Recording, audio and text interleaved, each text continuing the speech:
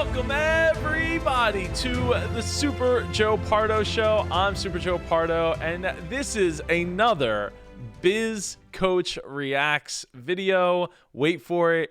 The Prophet Eco Me. This is part 3. If you haven't watched part 1 yet, go and click this button up here or check the description below for all the links to all of the other parts of this episode.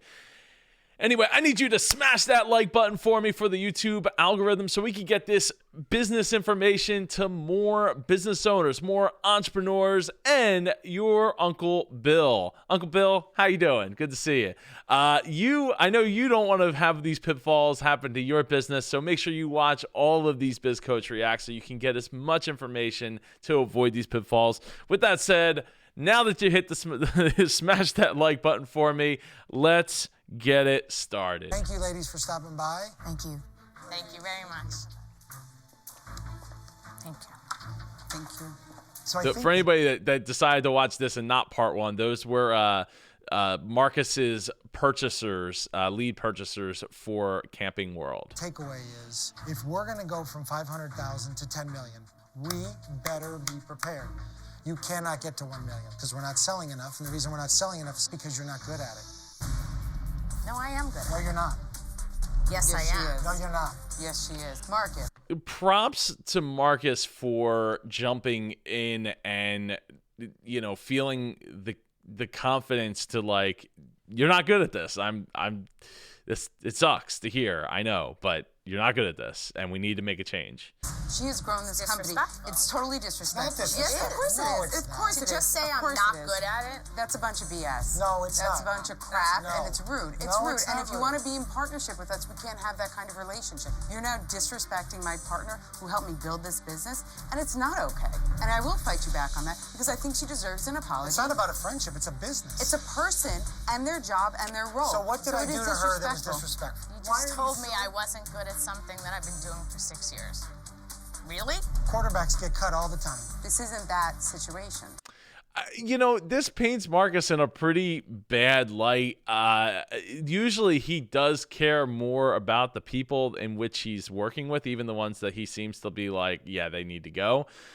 So it's really like this is a somewhat of a rare moment for him to have his backup so high or hard on this subject. It's a business. But he's not wrong.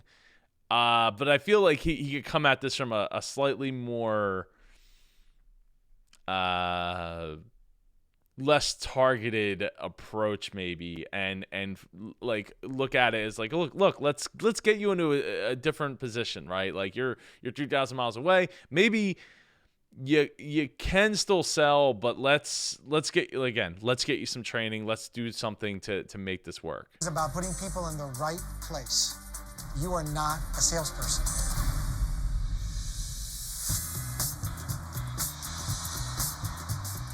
Right, and I think that's pretty obvious after the situation was just shown there. Camping World, here we come. I invited the Eco Me team to one of my Camping World stores to set up a display on the floor and sell their products. I wanted to see what kind of reaction potential customers would give them. So I'm going to introduce you to Johnny, who handles business development for me across all my businesses. All right, come on over. You can go ahead and set up. We'll see how you merchandise it, and now we need to see what our customers think of it, okay? Excellent. Let's do this.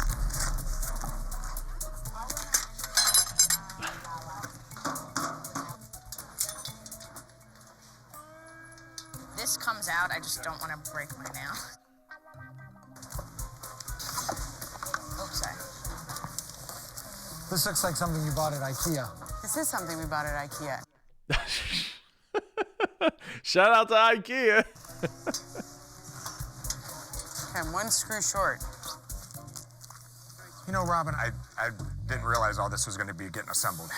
This is kind of rough, bringing it in and set up inside store, boxes. Yeah, I mean, I guess none of them have a truck that they could have assembled this ahead of time. They could have rented a U-Haul truck, though, I mean, again, money's kind of tight right now, so Is out. Yeah, let's make sure we don't get in this spot again. Okay. Meanwhile, the store's open, so people are walking around the store, and they're, like, building shelving and stuff. Not good luck. Hi, how are you? Hi. What you buying? We need to get some toilet stuff. Hi. Hi. Hi, ma'am. And then what do you... I almost wonder if that was staged right there, but I mean, yeah, I mean, people want to ignore people that want to try to sell them. What are you gonna clean that with? This bottle right there. The all-purpose cleaner. Do you have a pet? Do you have a dog? No? Okay. Hey, Jen, do we have... Oh! So this looks like a lot of chemicals. What are you looking to clean with? Do you mind if I ask? Everything. Everything? So why don't you try this today, too? You know, this, you're spraying, yeah. Jen is being way too aggressive with the customers. Instead of selling the value of her product, she's tearing down the other products. And Robin's even struggling to have a conversation with anybody.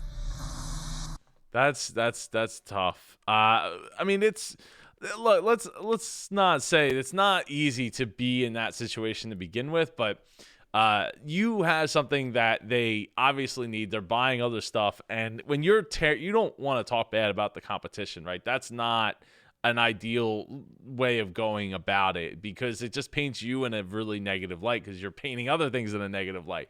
So creating showing off the differentiators and promoting it in its own way is perfect. Like, you see this, and I'm not a big Bose fan, but Bose, they put you in their own room to listen to their speakers. You don't get to compare to other things. You just get to hear what they want you to hear. So you can kind of change the conversation based on what your product is strong at, right? Versus like, oh, you don't want that. That's got caustic stuff. Like, not everybody cares about that. It probably, maybe a small portion of people care about it or even really understand or know. So you got to go in like, we have a better cleaner, right? And not only is it a better cleaner, but it doesn't have any of those chemicals in it, and it's got start with that line and go from there. Seeing the EcoMe team in action was one of the reasons that I brought them to Camping World. The other is for them to interact with a focus group of customers. All right, everybody, thank you for coming today for our focus group. So the name EcoMe, when you think of that, what comes to mind? When you say EcoMe, what is that? There's no tie-in to what the actual product is. It's a little confusing. This looks like a bubble bath. If it was in the supermarket on the end aisle, I'd walk right past it. Is it because the word eco? Just by the name EcoMe, and I wouldn't know what it was. Now, with that said, everybody's going to have that problem, because we aren't all, Coca-Cola, Tide, Pepsi, General Mills, like where we have invested multiples of millions to billions of dollars in marketing to drive home what it is, and so they can know, right? So a lot of times simple is better, and less convoluted is better, because of the fact that like people aren't going to take the time. The only person that cares about your brand at the end of the day is probably you. It's a tough thing to learn. It's something I've had to learn. And even when you do have, put 20 years behind something, 5 years behind something, 15 years behind something, and you've constantly drilled that messaging into people's heads, educated them along the way, you're still going to run into people that just don't know, right? It's still a small percentage of people. And having this focus group, while it's going to cost some money, I think this is great, because it's going to drive home the point that, your bottling, your messaging isn't necessarily clean. And you also, again, you have too many different products that you're producing. What do the names mean on these? By Mia. This one says by Mia. So what does that tell you? It means nothing to me. I don't know who they are. I think the names definitely have to go. It was made very clear during this focus group that the customers are extremely confused about this packaging. We can't sell a product that people are unable to identify with. What I'm hoping is that Robin and Jen got that message. Yeah, I don't know if they will. Well, that was kind of a big deal for me. Yeah. The consumer is saying it doesn't work, so we are going to change the name.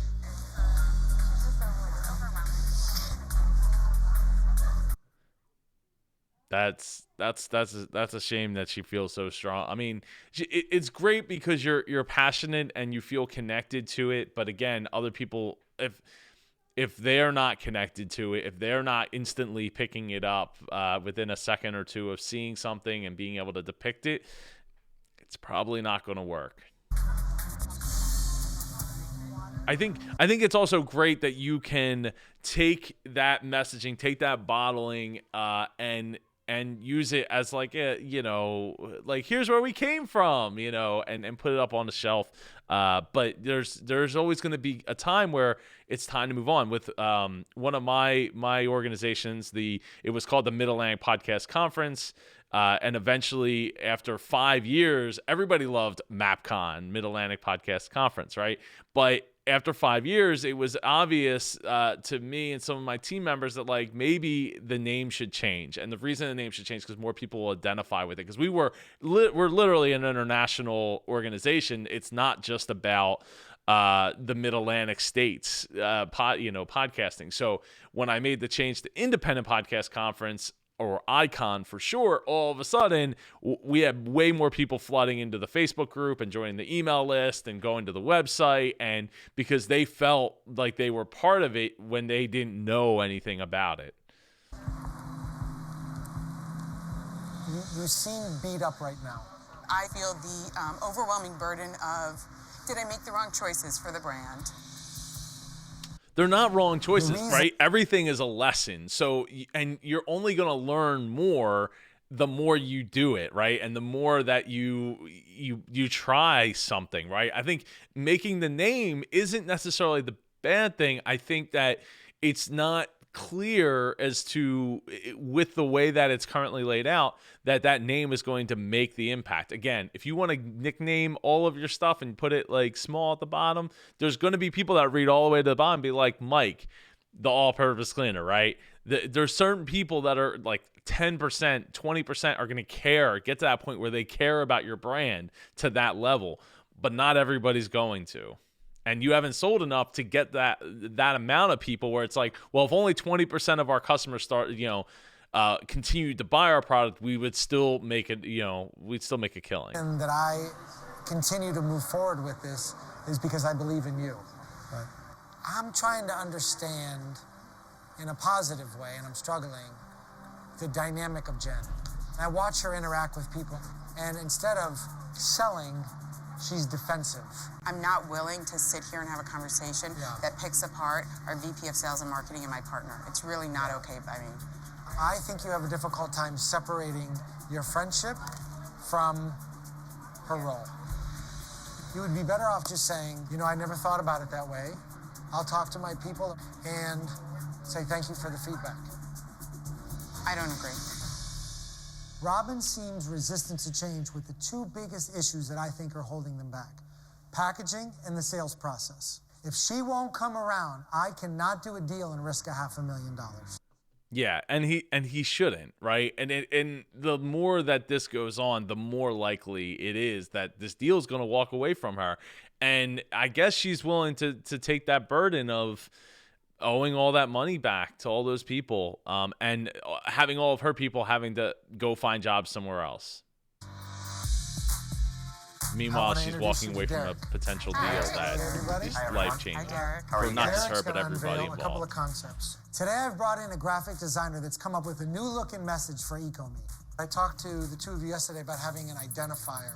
So when you look at your sneakers, or you look at bottle, or you look at something, it's a logo for something. This is what, conceptually, when you see the tree, you think of EcoMe. You can see that there's actually elements in here of the... I mean, that's pretty busy, I would say. I don't know. I mean, it's, I think it's pretty busy. Bits and pieces of all the stuff that it would clean. This would be what our bottle would look like. Full. So eco, right? When people think of eco, they think of green. I think that specifically makes sense. I don't think that looks bad. The yellow, I'm not sure where the yellow is coming from, and then the black lettering on top of it. I'm not a big fan of that, but I like the tree and in the way that it's being used. It sends the right message in that sense versus there on the white background, just as a picture, it just looks very, convoluted. But here it's a little more muted, so you have to actually look at it to see but it's a tree, right? Like you could see the trunk of the tree, so it's getting you there. Would be what our bottle would look like. Wrapped. Fully wrapped. And we got rid of all the names you used to use. I really. And so here he's keeping the Eco Pet line. I know Marcus loves loves dogs and pets and all that. So I guess it's not that different. I almost wonder if the formula is not very different since it's all natural anyway. The formula might not be that different.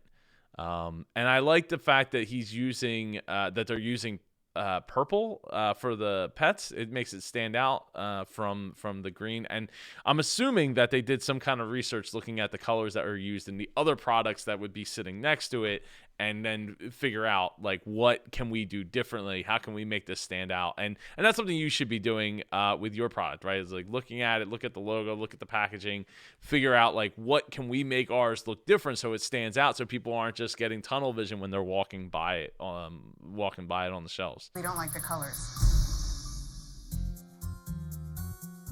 It's hard. It's like selling somebody else's vision.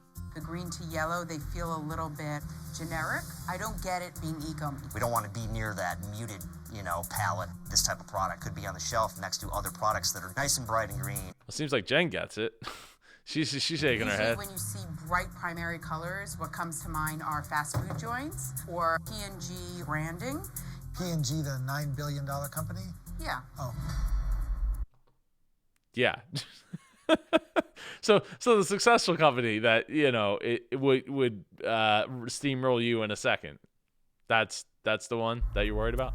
We don't want to be so nichey that we're just speaking to people who are only environmentally conscious. We want to be far more mainstream. Whether yellow's right or green's right or purple, I'm kind of confused. You didn't want a lot of bright colors, but you didn't seem to mind to throw up all over your bottle. Okay, so I don't take it as throw up. So. But I don't understand. He's got no chill in this episode. He just is like throw up all over the bottle. And to in his defense, yeah, it is like word vomit all over the bottle, but probably not the most the best thing to say. I mean, you just right out of the gates just said. I said primary colors. I said I don't like so these if it's colors. not, because this is okay because it's pastels. I wouldn't even say those are pastels, but I feel like these primary colors scream mass market, too extreme. Does that mean because it's not your idea? Robin, I don't give a crap what it looks like. What I care about is that it sells, and that isn't selling. I want to remind you that I'm in charge. There's a lot of colors there on their bottle as well. And that that is so much to read and so much to front face. It's like, even if it's front facing, it's like you see all these different colors, and to me it does send the wrong kind of message. Isn't selling. I want to remind you that I'm in charge, and that during this process, your feedback isn't any more important than people in the background. I'm always like watching things and like especially when I'm watching it like for the second or whatever time, but just like looking in the background, like it's a shame he has to remind her that's the case, and it is just packaging at the end of the day. It's what sells. Anybody else's. We're a team, we're going to function together, but we are going to make a change. Coming up was kind of a violation of our agreement. You told me to work with the designers. But you didn't. You ended up. Yeah, we did. Well, I just got off the phone with them, and they have no idea why the final product looks that way. Oh boy. And later, if you're not willing to fire Jen from this sales position, I'm not willing to put my money in. It's just that simple. It's a weird camera angle to be like in the from the, like there must have been like on the ground or holding the camera almost to the ground. Anyway, this has been part 3 of Biz Coach Reacts to The Prophet, Eco-Me. I hope you've enjoyed it. I hope you learned something. I need you to smash that love button, that like button for me and the YouTube algorithm so we can get this information in the more business owners and entrepreneurs' hands. If you want to learn more about me, check me out on social media at Super Joe Pardo. You can follow along there, as well as if you want to learn how to work with me on growing your profit for your business, go to superjoepardo.com. Everybody, I hope you make it a magical day. Magical day, everyone. Take care. I'll see you in the next video.